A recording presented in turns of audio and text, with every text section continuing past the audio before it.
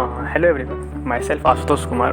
आज मैं आप लोगों को बताने वाला हूँ कि टेस्ट का एनालिसिस किस तरह से करना है। किस तरह से करने से ज़्यादा इम्पोर्टेंट है टेस्ट एनालिसिस, क्यों इम्पोर्टेंट है, क्यों करना है टेस्ट एनालिसिस। तो देखो, अगर आप टेस्ट दे के आते हो और फिर उसका एनालिसिस नहीं करते हो तो कोई मतलब का नहीं होता वो टेस्ट। उसका आपने 3 घंटा बर्बाद ही करा है और कुछ नहीं।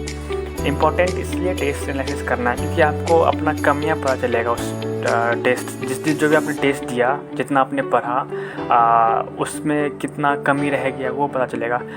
आफ्टर ऑल मतलब कि ये बोलना चाह रहा हूँ मैं कि आप ओवरऑल आपको ये पता चलेगा कि आपका प्रिपरेशन लेवल किस स्टेज पर अभी है। और इससे एक और बेनिफिट होता है कि आपको कमियां तो पता चलती है और साथ ही साथ आपको उसको कैसे दूर किया जाए यही पता चलता है टेस्ट एनालिसिस से। इसलिए टेस्ट एनालिसिस बहुत इंपॉर्टेंट रोल प्ले करता है आपके नीट एग्ज़ाम के लिए। तो मैं आपको बताता हूँ टेस्ट एनालिसिस किस तरह से करना है। तो शुरू करते वीडियो, और मैं एज एक रेफरेंस लेके बता रहा हूँ आपको कि एक चैप्टर मैंने उठाया रोटेशनल मोशन का। तो मैं उस बेसिस में बता रहा हूँ और आप इसी को एज ए रेफरेंस मान के बाकी सारे चैप्टर्स है, फिर बाकी सारे सब्जेक्ट को भी इस तरह से एनालिसिस करना हो। तो आपके माइंड में क्या क्या पॉइंट्स होने चाहिए। तो आप जब आप टेस्ट पेपर खोलोगे, जब टेस्ट देकर आओगे तो फिर टेस्ट पेपर जब खोलोगे आप, तो उसमें आप 3 कैटेगरी के क्वेश्चंस को मार्क करना होगा आपको। अनअटेम्प्ट वाले क्वेश्चंस, रॉन्ग वाले क्वेश्चन और करेक्ट वाले क्वेश्चंस, ये 3 कैटेगरी के क्वेश्चन आपको मार्क करना होगा।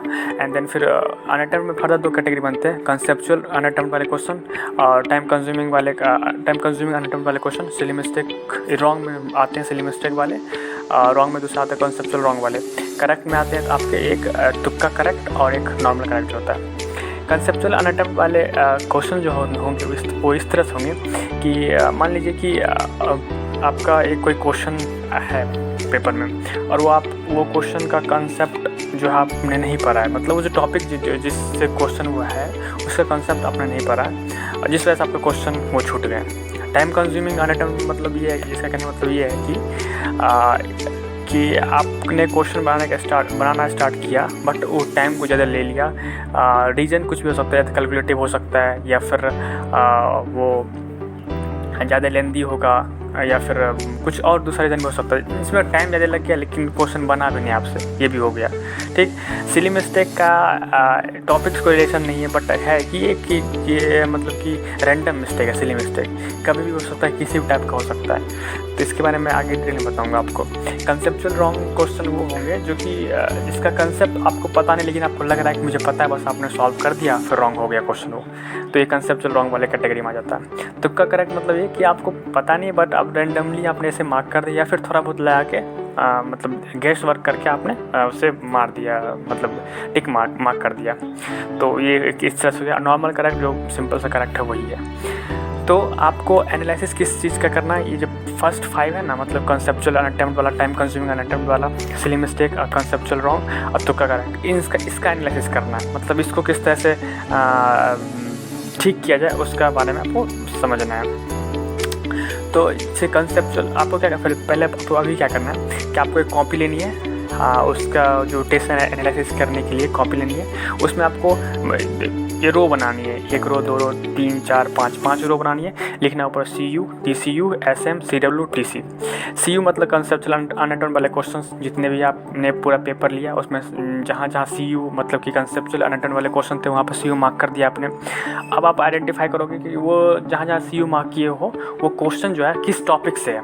फॉर एग्जाम्पल मैंने अभी रोटेशनल मोशन अभी एग्जाम्पल में समझाया आपको, तो मैं यहाँ पर मुझे एक क्वेश्चन ऐसा समझा जो कि टॉर्क का था, मैंने उसे नहीं बनाया था। ठीक है, तो मैं यहाँ टॉर्क लिख दूंगा। ठीक, टॉर्क वाला क्वेश्चन मुझसे नहीं बना तो मेरा कॉन्सेप्ट दूसरा हो सकता है, मेरा वीक है, तो मैं यहाँ पर सिंपली टॉर्क लिख दिया। ठीक, नेक्स्ट TCU मतलब टाइम कंज्यूमिंग अनअटेम्प्ट वाले क्वेश्चन, मतलब कि मैंने क्वेश्चन देखा, क्वेश्चन में एक जगह मैंने मार्क दिखा, मुझे TCU वाला क्वेश्चन मार्क दिख रहा था मुझे। तो मैं फिर वो देखता हूँ मैं वो किस टॉपिक से है, तो मुझे पता चलता है मोमेंट ऑफ इनर्शिया से। मतलब कि मोमेंट ऑफ इनर्शिया का एक क्वेश्चन ऐसा था जिसमें मुझे टाइम बहुत ज़्यादा लग गया क्वेश्चन को सॉल्व करने में, तो मैंने वहाँ पर TCU लिख दिया। तो फिर वो पैरेलली मैंने यहाँ पर वो टॉपिक भी उस कॉपी में लिख रखा हूँ। मतलब कि मेरा ओवरऑल कहने का मतलब ये है कि आपने पेपर में TCU मार्क किया हुआ है, फिर आपका नेक्स्ट स्टेप ये है कि आप आइडेंटिफाई करो कौन सा टॉपिक से है, कौन सा टॉपिक आइडेंटिफाई हो गया तो फिर टॉपिक का नाम लिखो यहाँ पे, ठीक। अब इसके बाद बड़ा स्टेप जो होगा मैं बाद में बताऊँगा आपको। नेक्स्ट SM में कोई टॉपिक आपको आइडेंटिफाई नहीं होगा, इसमें टाइप पता चलेगा आपको, टाइप कौन सा टाइप का मैं मिस्टेक कर रहा हूँ। जैसे कि आप एक मिस्टेक ये कर सकते हो कि मान लीजिए पहला टेस्ट दिया आपने पाया कि मैंने एक तरह की मिस्टेक ये कर रहा हूँ, मैं यूनिट में कुछ डिस्टिंग्विश नहीं कर पा रहा हूँ। मतलब ये कहने का मेरा मतलब ये है कि मान लीजिए कि एक आपने एंगुलर फ्रीक्वेंसी का, उसमें थोड़ा सा कन्फ्यूजन रहता है कि उसका यूनिट हर्ट्ज होगा या फिर रेडियन होगा। बड़ा कॉमन डाउट होता है कि इसमें क्या होगा, तो मैं भी आप वो मिस्टेक कर सकते हो। ऑल तो आपने कैलकुलेशन अच्छे से कर लिया लेकिन यूनिट मिस्टेक कर दिए तो गलत हो गया आपका, तो इसीलिए मिस्टेक की कैटेगरी में आता। तो इसमें आप टाइप ढूंढ लिया कि हाँ मैंने इस बार यूनिट वाला मिस्टेक कर रखा है, तो मैं नेक्स्ट टेस्ट जब दूंगा तो मैंने यूनिट वाला मिस्टेक मैं कभी नहीं करूँगा, ठीक। आप ये हमेशा ध्यान रखोगे। मान लीजिए टेस्ट 2 आया, दूसरा टेस्ट आया, अब दूसरा टेस्ट से पहले आप रिवाइज करना ये वाला ये सिली मिस्टेक वाला कि हाँ मैंने पिछले टेस्ट में यूनिट वाला मिस्टेक करा था, अब की बार नहीं करूँगा मैं। तो फिर दूसरा टेस्ट में पता चला कि आपने ठीक से पढ़ा नहीं क्वेश्चन को, मे भी आपने मतलब कि फ्लो आप क्वेश्चन पढ़ते चले गए, मतलब ईजी आर कुछ भी छोड़ दिया आपने। हो सकता है कभी आप एक पार्टिकुलर चीज़ छोड़ते हो, इनकरेक्ट वगैरह छोड़ देते हो, इनकरेक्ट को करेक्ट पढ़ लेते हो, करेक्ट को इनकरेक्ट पढ़ लेते होगे, तो ये वैरायटी है। तो आप इसको एक बार आइडेंटिफाई करो और फिर लिखो टेस्ट 2 नॉट रीडिंग वेल, मतलब कि आपने ठीक से नहीं पढ़ा क्वेश्चन, इस तरह से लिख दिया। टेस्ट 3 में हो सकता है कि आपने क्वेश्चन मार्किंग जहाँ होता है ना टिक करते अपन, जब क्वेश्चन में आते तो फिर टिक नहीं करते, ऑप्शन में 4 ऑप्शन कौन सा टिक कर दिया, तो फिर वो भी हो सकता है वो मिस्टेक हो। मान लीजिए ऑप्शन नंबर 4 करेक्ट है, आपने 3rd टिक कर दिया, तो ये भी एक टाइप का सिली मिस्टेक है, तो इसको भी आप लिख लिया करो। हाँ मैं मार्किंग में कभी गलती नहीं करूँगा। अब जब आप 4th टेस्ट देने जा रहे हो ना, तो 4th टेस्ट देने जाने से पहले आपको इन तीनों को रिवाइज करना है। मतलब कि मैंने पहला टेस्ट में यूनिट गलती नहीं किया, तो यूनिट में गलती किया हूँ तो मैं अब 4th टेस्ट में यूनिट में गलती नहीं करूँगा। दूसरा टेस्ट में मैंने रीडिंग नहीं अच्छा से रीडिंग नहीं लगाया था, 4th टेस्ट में रीडिंग अच्छा से लगाऊंगा। तीसरा टेस्ट में मैंने क्वेश्चन मार्किंग गलत कर दी, तब मैं क्वेश्चन मार्किंग सही करूँगा। ये तीनों चीज़ आपको 4th टेस्ट के लिए प्रिपेयर करके जाना है पहले से, मतलब एक बार रिवाइज कर लेना है सिली मिस्टेक का कि मैं ये सब गलती नहीं करने वाला हूँ इस बार। कंसेप्चुअली रॉन्ग वाले क्वेश्चन में क्या करना है आपको, इसमें क्या करना है कि मैं देखा क्वेश्चन को, मतलब पेपर को देख रहा हूँ तो मेरा CW कहाँ लिखा हुआ है, तो मैं आइडेंटिफाई किया कि हाँ मेरा CW एक क्वेश्चन लिख रखा है और उसका टॉपिक एंगुलर मोमेंटम से है। तो ठीक है, मैंने वो टॉपिक आइडेंटिफाई कर लिया एंगुलर मोमेंटम, तो मैं यहाँ पे एंगुलर मोमेंटम लिख दूँगा, ठीक है। तो एंगुलर मोमेंटम लिख दिया और वो फार्मूला मुझे और मोर प्रिसाइजली बोलो, मैं L = I वाला फार्मूला मुझे डाउट था, जिस वजह से मेरा क्वेश्चन रॉन्ग हो गया, ठीक है। मैंने यहाँ मिस्टेक करी थी, इसलिए मैंने और मोर प्रिसाइजली ये वाला फार्मूला लिख दिया, मतलब मुझे ये वाला फार्मूला में दिक्कत है, ठीक। नेक्स्ट आ गया तुक्का करेक्ट में क्या है कि रैंडमली, ऑल्दो आपको थोड़ा बहुत कॉन्सेप्ट पता था उसका, लेकिन आपको डीप कॉन्सेप्ट नहीं पता था, तो ऐसे आपने टिक कर दिया तो बस सही हो गया। एग्जांपल मैंने देखा TC कहाँ लिख रखा था, रोलिंग मोशन का था, तो रोलिंग मोशन मैंने यहाँ लिख दिया। अब इसका जो जितने भी थे ये तो थे आपके जो टॉपिक आपका वीक है या फिर आपने जितना रॉन्ग किया है उसका टॉपिक आपने लिख दिया। अब सॉल्यूशन क्या होगा, मतलब कि कंसेप्चुअली एनाटॉमी का जो सॉल्यूशन किस तरह का, मतलब कि जो आपने वो जो क्वेश्चन CU में जहाँ पर मार्क किया था और आपने टॉपिक आइडेंटिफाई कर लिया, अब उसको ठीक कैसे किया जाए उस पर्टिकुलर टॉपिक को।